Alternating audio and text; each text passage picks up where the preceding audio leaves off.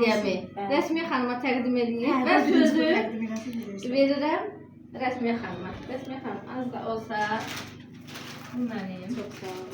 Allah razı olsun. Və bu mənim sənə kiçik hədiyyəm. Sağ olun.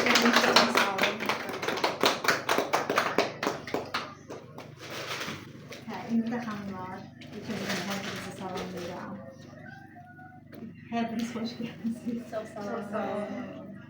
Kiçik də olsa mənim də gərək 20%-nin hədiyyəm var. İnşallah hər biriniz hansınız ki 20% olacaqsınız. Yəni o hədiyyələr hər birinizə təqdim olacaq. Xatirə xanımı çox sağ olun deyirəm. Hədiyyəsi sizin minnətdaram. İndi yarım gəlsin. Yəni həqiqətən də bu bizim bir xəyalımız idi. Və bugünkü günün xəyalımızı yaşayırdıq. Həqiqətən də. Səndən sonra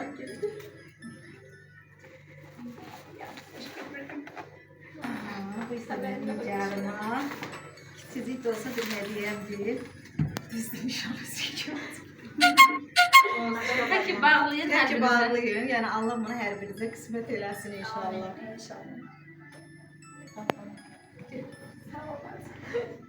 İnşallah kızımızın nişanları. Sağ olun. Allah hər birinizə qismət eləsin. Digər hədiyyələrimizdə Xatirə xanım və şirkətimiz tərəfindən Nigar xanıma göndərilir. Can sağlıqla hər birinizə. İndi isə Xatirə xanım digər hədiyyələri təqdim eləsin. Mən özüm Nigar xanım yanımda olun. Mən sizin qızları yanımıza çağıraq sizin Fərdə xanım. Fərdə xanım.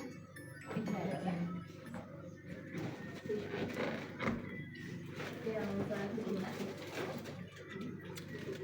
Sən Fərdə xanımın hədiyyəsini mən isə Fərdə. 100%-də olan sertifikatını təqdim edirəm. Mən də Son xanım olsun. olsun. Fərdə xanım, bu yox, o olsun. Gözləyirlə, onu istəyirəm. Bir də mənim tərəfimdən sağ olasın. Və xanım, mən öz adımdan, bu özləri burada olmuyor.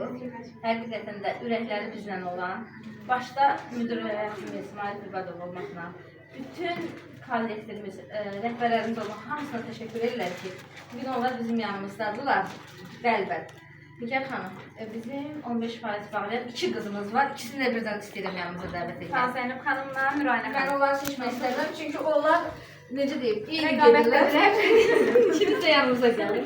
Ben de buradayım. Geç. Gəlin, mən hər ikinizi təbrik edirəm. Çox sağ Hər olun. ikinizdən bu ay Allahın izni ilə hər ikinizdən 23% gözləyirəm. Tezliklə inşallah ki. İnşallah mən şirkətimiz tərəfindən xanımlara təqdim olunan hədiyyələr Nazirə xanım, sizin də çox sağ olun.